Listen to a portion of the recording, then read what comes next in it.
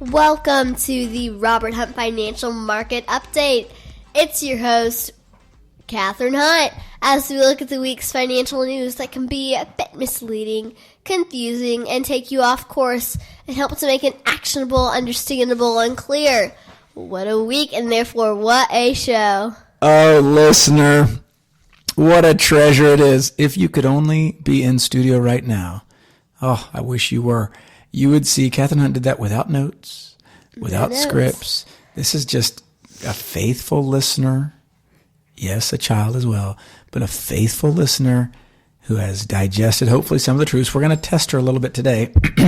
You might learn something along the way, but it was a week and it was a show, Catherine. Thank you for reminding the listener. It's a great show. We're going to look at a Wall Street Journal article. I think I saw this from a couple faithful listeners, notated that, hey, this is kind of what you talk about. All true. So headline, these investors cashed in by holding firm when markets slumped. It's going to talk about just steadiness. Catherine Hunt is going to read a little bit about Mr. Warren Buffett and just who announced his retirement. I didn't spend a lot of airtime on that last week. We're going to spend a little more on it now. But she is going to talk about the power of compounding. And then we're going to play a little game called You Think You Want to Be a Stock Picker. One of the great games of all time. And I find myself always in need of a reminder. So I hope you enjoy our game. At the top here, headline, these investors cashed in by holding firm when market slumped. Subheadline, some of the biggest winners of the market's wild ride this year are those stock investors who stood their ground. This is by Imani Moise and Hannah Aaron Lang. So, Catherine, when it says there's the market's wild ride, what do you think they mean by that? The market's not always just gonna, can't just depend on the market. It's not just gonna be an easy, kind of smooth ride. It's gonna be up and down. It's not just kind of one of those things where you just get to sit back and relax. It's one of the things where it's gonna go up and down a lot. Amen. Well said. Yeah, it can seem like a wild ride. Now, Catherine, I'll just say this. In the past month or so, President Trump has been on a trade war path using something called tariffs. It's effectively a tax on imported goods from other countries. What that's done is that's caused investors, people that hold stocks and individual companies and funds, to sell under the fear that this could go really poorly. So over the last month, Catherine, did you feel like you were nervous at all about the market's movements? Not necessarily. And why was that? Why were you so tranquil, placid, and controlled and composed over the last 6 weeks? How were you so controlled? Tell maybe you could take care of it for me. That's always nice. Hey, what a great segue. If you need an hourly financial advisor, I'm here. But I'd also offer, Catherine, do you read the Wall Street Journal? No. Are you on the X.com platform? No. Do you talk to your friends at the Watering Hole at school about stock trading? No. You know what the great benefit of that is? You aren't prone to become overly concerned about market movements. So, Catherine Hunt's been totally tranquil. Well, guess what? There were other folks who also didn't panic. So this article outlines, hey, the trade war cranked up last month, and it left even Wall Street pros scrambling, Catherine. It talks about a Mr. Andrew Skillman who kept his cool. He's in Santa Fe, New Mexico. He's 60 years old. He said, I never panicked. Timing the market is fruitless. No one has a crystal ball. Now, this is a hard question, Catherine. Do you know what it means to time the market? Maybe you... Not necessarily, but I think is it like keeping track of the market? In a sense, but with a little more application. It's a fair guess. It's essentially a way to say, hey, I'm going to time the market by saying I'm going to sell today and buy back at a lower price. So I'm going to sell high and buy. I'm going to try to time it. That's why they use the word timing, and they do follow it, as you referenced. He says, timing the market is fruitless. No one has a crystal ball. It took steely resolve. So this is a big milestone, Catherine. The S&P 500, which is the 500 American companies representative of the American economy, it's got companies like McDonald's, Coca-Cola. You've heard of these companies? Walmart. Ever heard of it? Yeah. Yes, you have. Those big companies are in there. It's in positive territory for the year, which it was never, people would not have thought of that after the U.S. and China suspended these tariffs. So a lot of investors sadly went to cash or got nervous or didn't buy. There are a lot of people, Catherine, that, hey, I've got cash, I'm ready to buy it. I'm going to wait. So the stretch of volatility, they sadly moved in and out, and that was not to their advantage. Who was it to advantage? Well, Mr. Skillman tells us, Mr. Andrew Skillman, he says he's a devotee of Mr. John Bogle, the founder of the Vanguard Group. You ever heard of John Bogle, Catherine? Well, let me tell you, he invented a product called the index fund. Ever heard of that? Yes. He popularized that in 1976. Well, this guy, Skillman, was a devotee of John Bogle, and John Bogle always had a good head on his shoulders about don't panic, don't market time, don't seek to time the market. So this gentleman said it wasn't easy for him, and I think we can all agree, Catherine. I think for adults who have their net worth or their retirement, their 401k in the market, what can happen is they can watch. It'd almost be watching your bank account, Catherine. Imagine if your bank account had $100 in it, and you looked back in a month it had $80 in it. How would you feel? I would not really know what to do. I'd be like, wait, where'd the $20 go? Where'd it go, right? And it's just like, well, sadly, it has less value. Well, what happens with some people is they look at the market and they say, oh, I had $100, now I have 80, and they panic. They say, stop this pain. I can't imagine that going lower, and they'll sell. So they'll sell. It's not good. So when we say keep your time horizon long, that's the moniker designed to help us not go down that road. Wide is the path on that one, Catherine. We want to avoid it. So this gentleman, Mr. Skillman, said when the market got tough, he just stopped looking at the news. Kind of like what you do. He stopped looking at the news. He stopped following the market movements, and it worked out better for him. I think that's a great lesson for us all. They show about Mr. Aaron Heisler. He said he struggles to not tinker with his portfolio. That means making moves and sells. But this time he didn't. After 9/11 and the 2008 crisis, he made a bunch of tweaks that he now realizes, whoops, I probably shouldn't have played around with it. In 2020, he played around with it. Usually that kind of messing around or playing around or tweaking your portfolio, it doesn't help a lot, and it hurts. And they, even young investors, Mr. Luke Paget, a 25-year-old engineer in Plano, he did a good job. He just stuck with his index funds, carried it all the way through, and it worked out for him. So the lesson here, Catherine, is that although it seems, and it's ironic, oftentimes it can seem lethargic or lazy, or that you're falling prey to inertia to not look at your stocks or not sell your stocks. It's actually one of the best things you can do is just to ignore them. Now, you admitted, and I very well, that, hey, you've got your father who's Mr. Podcast, but did you know even I have to be careful about following stocks? Even I can fall prey to the perils and the fears that can come from looking at volatility. Yes, I mean, we all have to. And so I fall short. So even I have to remember, be very careful about that. So great. I was glad the Wall Street Journal highlighted that to the patient, the spoils go.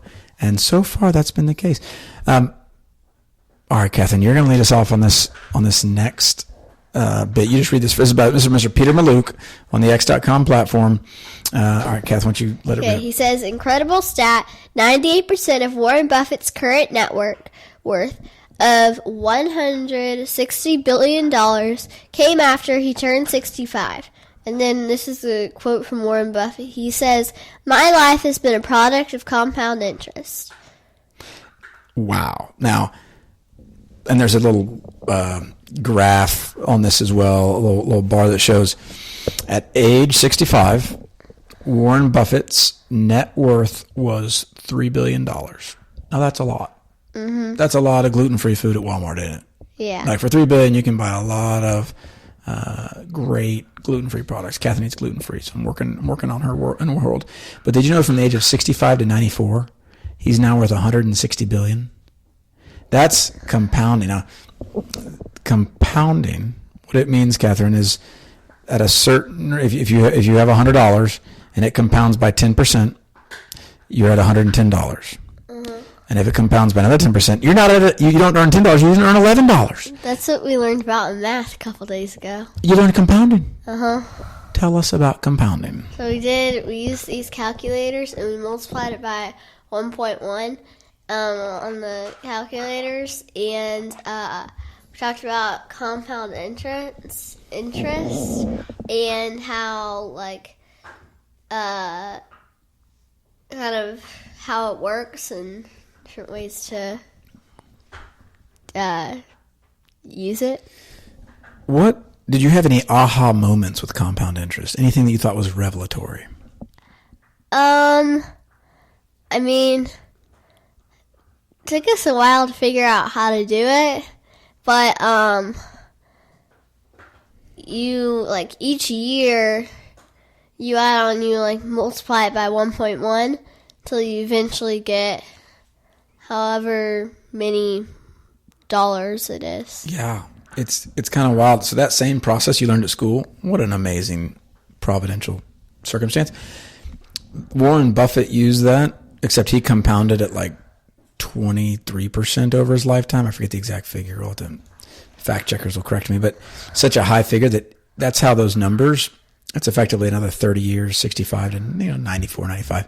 That's how we went from 3 billion to 160 billion. So slow, you've heard slow and steady wins the race? Yes. That's a lot of what this compounding is about, Catherine. It's this idea that the scriptures say wealth gained hastily will dwindle, but he who gathers little by little will prosper. What do you think it means to gain wealth hastily? Do you know what that means? It kind of means, like, whatever you do, you just get more and more money. Like, you want to get money as quick as you can so you can have a bunch. Or, like, if like, the opposite would be you slowly, you get the money, you work hard at it. It's not just like, oh, I need money really fast. Like, I need the money right now. Bingo. Yeah, it's warning us against, hey, if someone tells you, hey, I've got an idea, Catherine, let's get rich really quick. That should be alarm bells. Those should be alarm bells. And we should say, wait just a second.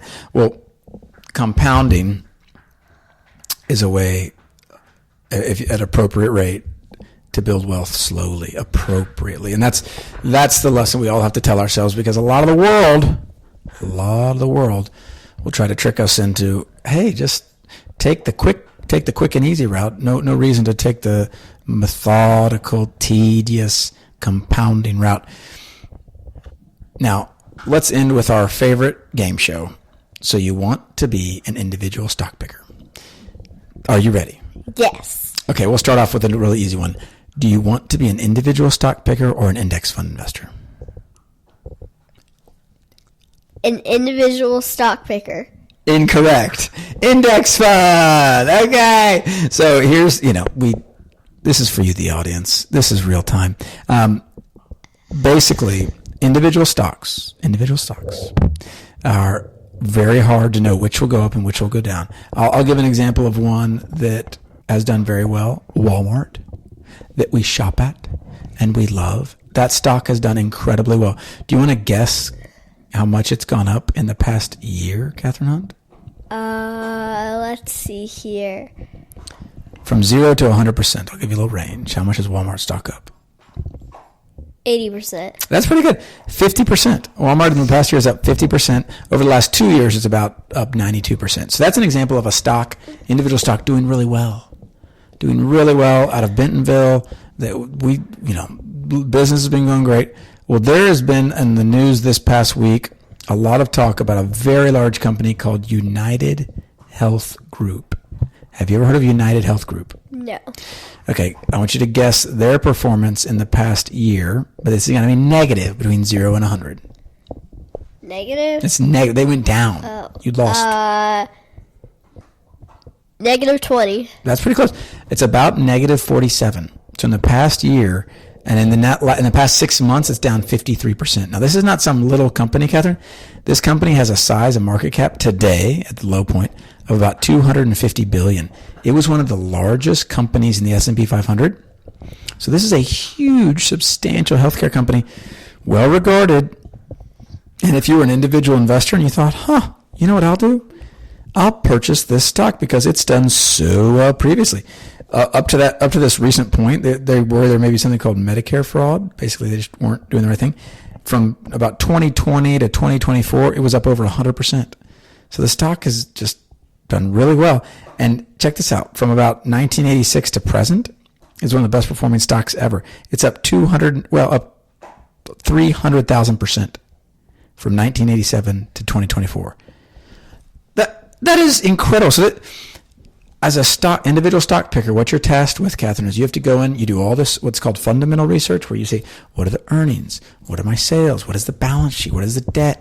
What sort of products? What sort of services?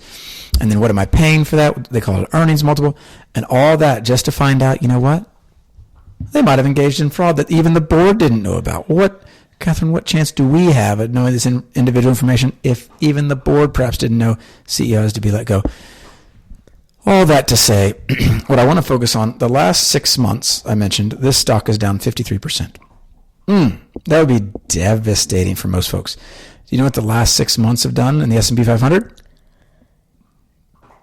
Flat. I'll answer it. It's flat. It's basically flat. You've lost no money. What about this is an interesting one. In the last month, the S&P 500 is up 11%. So that's the last month. You're up 11% if you're in your plain vanilla index fund. United Health Group is down 53% in the last month. So this is why that diversification, Catherine, is so important. And listener, of course. It's so important because if we think we've got the touch and we're just going to start picking individual stocks because no one else can, and we've got the ability, we don't know what we don't know a lot of times. And with United Health Group, huge company, tons of clean audit. You can read it. Everything seems to be fine. Look at their public reports. We would have never seen this coming, and it could have cut your net worth in half. So one of the weaknesses of our monikers at the end of the show, I say keep your costs low, keep your investing simple, keep your time horizon long. Clap, clap. What we don't talk about is diversification. Every slogan has a shortcoming. I will admit, this is our shortcoming with our moniker. However, with this week when I was reading these United Health articles, because I looked at United Health, and it was one of the largest holdings in these index funds that you own, that I own. And I thought, big company. I wonder what they do, how they do it. I just read a couple articles, and that's interesting. Glad they're in the index. Appreciative for the work they do. Boy, if you don't stay diversified, you're in for a world of hurt. And you would have been down 50%. And by the way, with who knows if it gets better? I don't. Could be an Enron. Hope not. Hope everything's fine and it bounces back. We should all hope that they weren't actually engaging in what's being purported for the benefit of these folks they're serving. But as for us, as for our household, you know what we're going to do? We're going to keep our costs low, our investing simple, and our time horizon long. Until next week, thank you for listening.